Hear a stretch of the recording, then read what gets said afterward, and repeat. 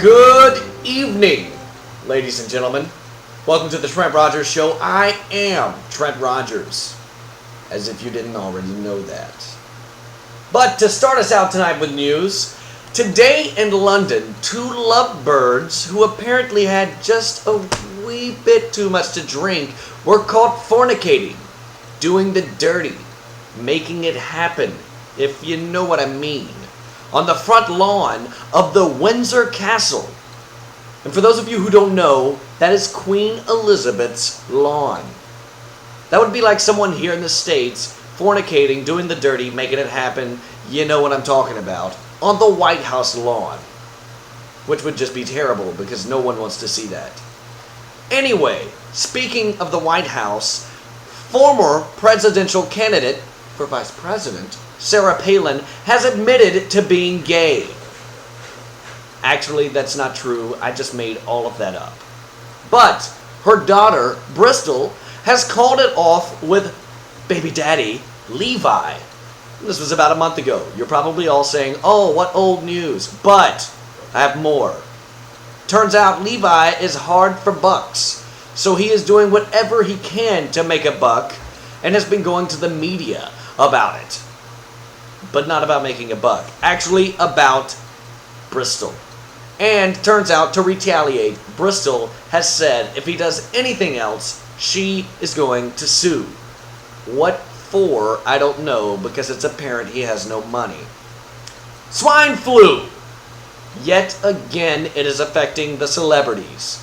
Heidi Klum and hubby Seal had to cancel the anniversary plans for next month because of the swine flu. Turns out the couple was planning on going to Mexico to have a nice little vacay for their anniversary, but they're going to have to cancel. And you're probably wondering, how many times am I going to say swine flu and cancel in this story? Swine flu, cancel, swine flu, cancel. Anyways, for Heidi Klum and Seal, it looks like it's not another kiss from a rose, but yet another kiss from a pig.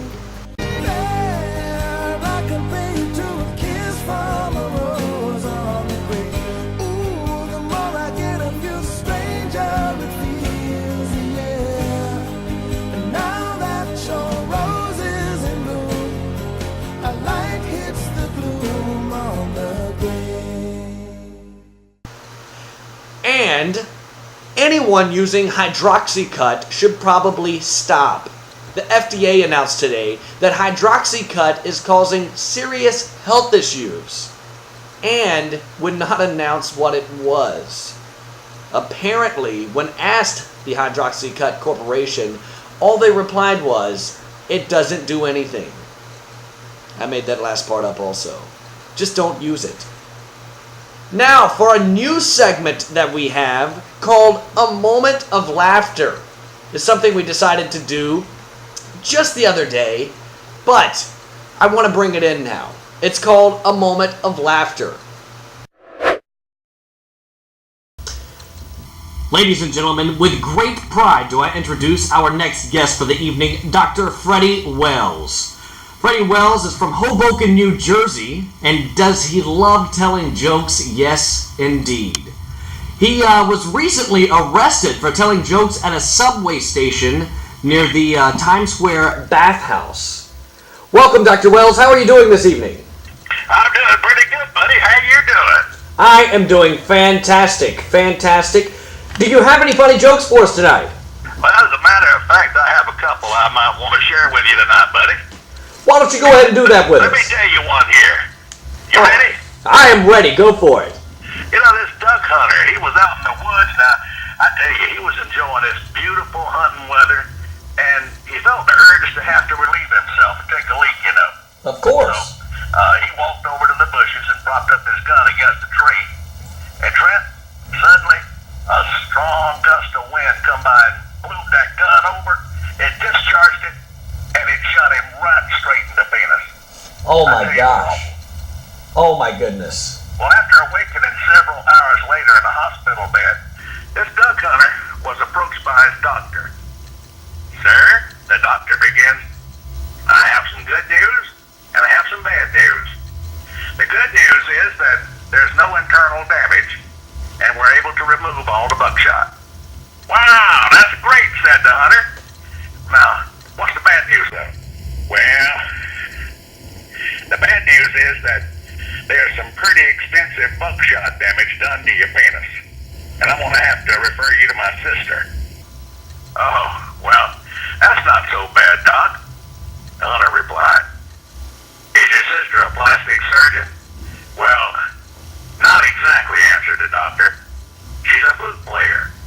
And she's a flute player in the local symphony, and she's going to have to teach you where to put your finger so you don't pee like a lawn sprinkler. That was a funny one, wasn't it? That is indeed pretty funny. That really is. I tell these at the bathhouses while people are taking baths. Didn't you recently get arrested for this? Yeah, but the cop, he begged apologies later on.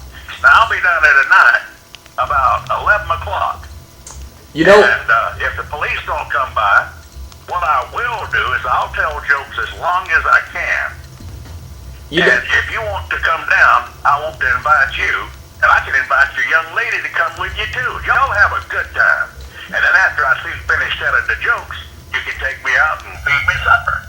we just might have to do that, because you really are a funny man, Mr. Wells. I know it. I know I'm real funny. Thank you very much for having me on your show. Now, when am I going to be on television? What we're going to do, you actually were just now on television. And, I'm waving right now. Say what? I'm waving right now. I'm waving to people. Oh, they can't see you. Oh. I'm sorry. But, Can I tell some more jokes? No thanks. Not tonight. We're out of time. Oh. I'm sorry. I want to tell another joke. I'm so sorry. Guys, hang him up. Go ahead and hang him up, guys. Yeah, I'm sorry about that, guys. Thank you for joining us here at the Trent Rogers Show. Be sure to check us out again on Monday evening at 8 p.m., where we will have another fantastic show. More news and yet more stories of the swine flu, I am sure. I'm Trent Rogers. Be sure to email us at thetrentrogersshow@aim.com with any comments and feedback. Thanks for tuning in. Have a great night.